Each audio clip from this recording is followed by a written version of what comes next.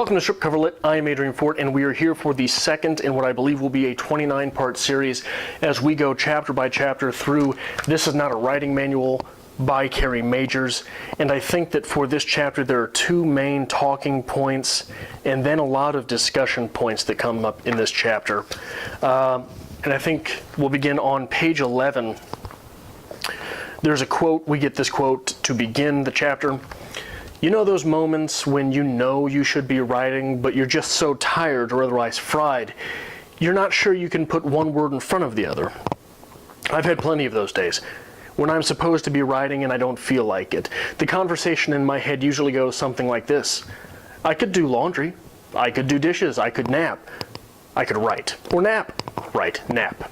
No, Kerri, you really should be writing. Ah, yes, writing. That thing I'm supposed to be doing, because I'm a writer.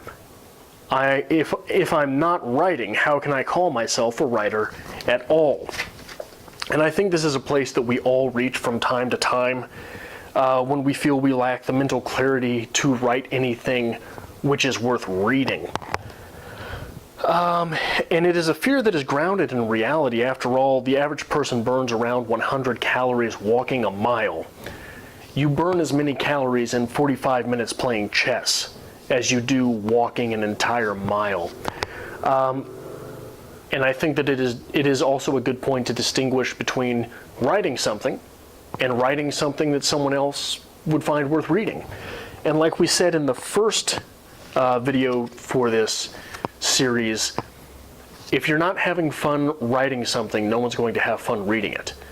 So when you don't have that energy to go into it, how are you ever going to convey that energy to a reader? Which is also, it's important to note that you can make a lot of that up in a second draft, in a third draft, in the editing process. But Majors goes on to make the point that reading is writing. And it is, in the very least, research. And I think that one way that makes it very easy to see this is when you think of, for example, athletes. How many basketball players have been sat down in front of tape of Kobe Bryant and told, hey, watch this and just see if you can figure out what he's doing? How many quarterbacks have been sat down in front of tape of Peyton Manning and been told, hey, just see if you can figure out what he's doing? Because just figuring out what he's doing will make you a better quarterback. And this is at the very highest level. There are NBA players that are sat in front of tape of Kobe Bryant. There are NFL quarterbacks that decide, hey, I got to study Peyton Manning. And if you want to keep it in the arts, how might one learn to paint like Leonardo without observing the paintings of Leonardo? Those are the easiest ways. Those are easier ways, I think, to visualize this than understanding that all writers read other writers, because the process there is so much, I won't say more in depth, but it is so much harder to see a writer learning from a writer than it is to see a painter who takes up little bits of Caravaggio or little bits of Leonardo. Majors in this same section talks about note-taking, whether directly on the book or in a separate notebook. These are things that the writer does to interact with a text on a level that is deeper than the way someone who is reading a text as an audience member does. And a writer cannot necessarily, I don't think, ever afford to lose interaction with a text on that level. Because while and whereas you might read a book and enjoy it, without that process of note-taking in one form or another, you don't know why you enjoyed it. You won't remember the moments that you enjoyed it the most.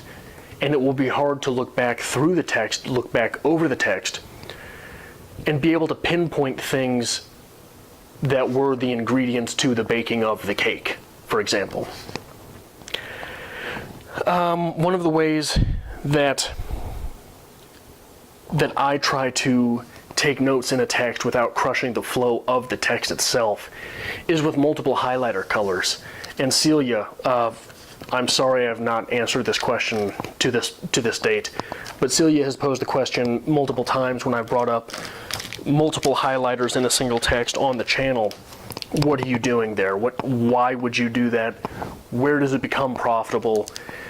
And what is going on there? So I'll kind of go over the way that I normally do this. The yellow highlighters, this is the standard highlighter, right? This is the go-to. For me, this is what I use to mark the good stuff.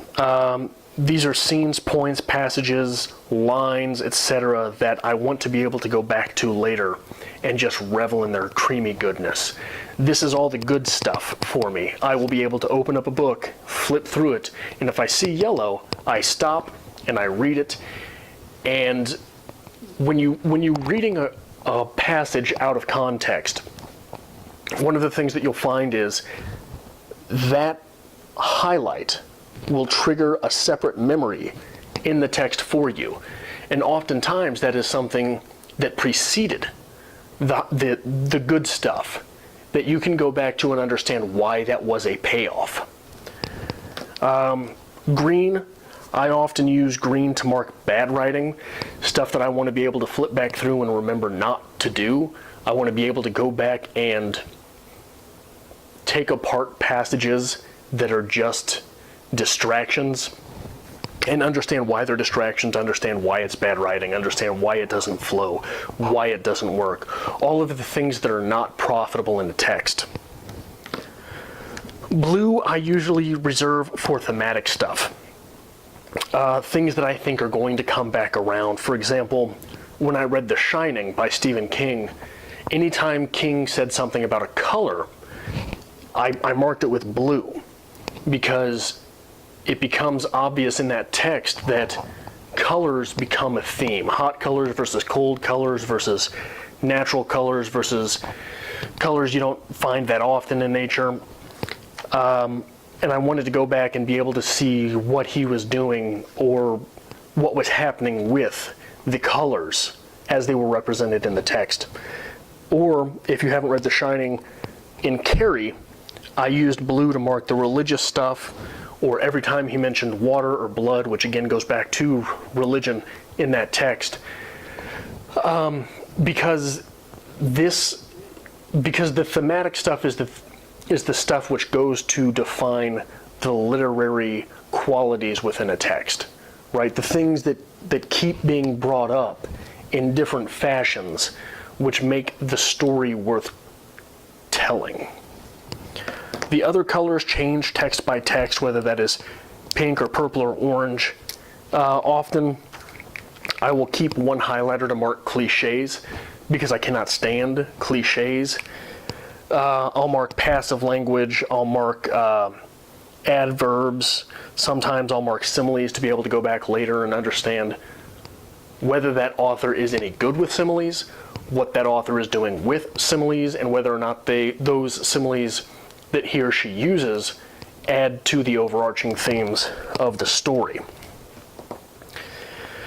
Majors then spends some time going over some of the books that she will go back to from time to time for her research and entertainment and where her writerhood began. So I think that it would be profitable to start the questions and conversations for this episode in this series with these things in mind. What are some books that you return to for research, motivation, and entertainment purposes? I've listed 3. One is a novel, one is a short story, and one is a poem. The novel, and this isn't going to surprise anyone, is Fight Club. For me, Fight Club is something like a religious experience when I read it. Because I think that for a writer, this book is just teeming with great examples of writing. It is so dense with the literature that goes into it that it's almost impossible to pick up the book and turn to a certain page without recognizing something that really sort of turned you on as a writer. 2, the short story that I chose is Hills Like White Elephants, because the restraint evident in this piece reminds me that I have to kick my own ass in editing.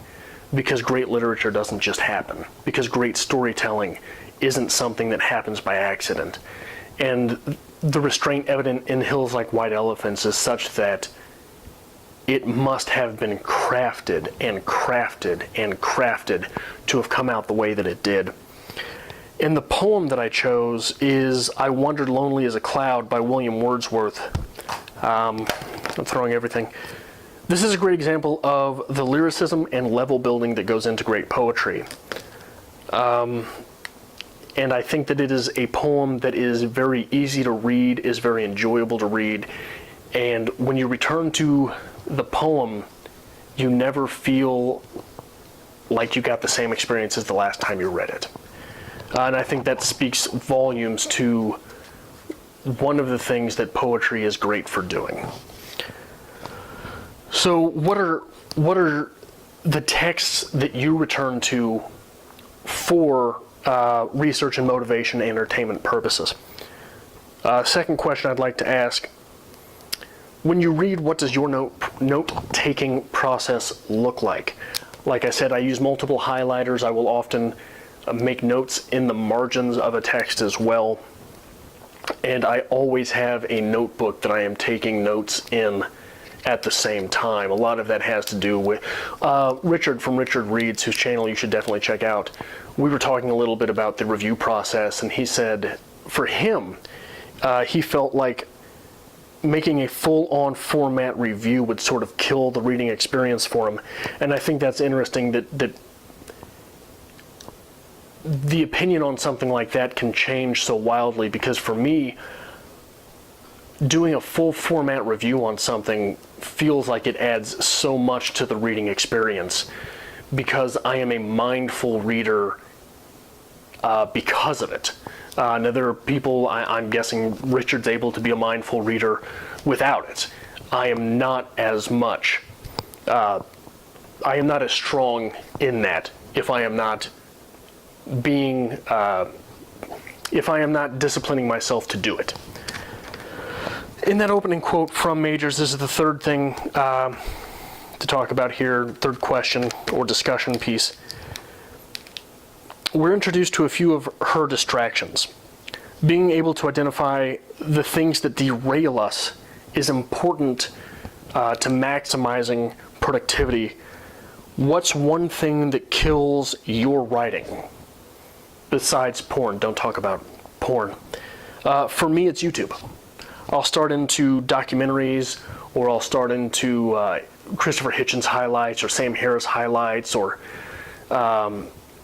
those goddamn epic rap battles. I will get lost in epic rap battles, and at that point, I am toast. So I think that concludes episode 2 as we travel through This Is Not a Writing Manual by Kerri Majors. If you like this sort of thing, hit like and subscribe, and I hope to see you back here for every other video in the series.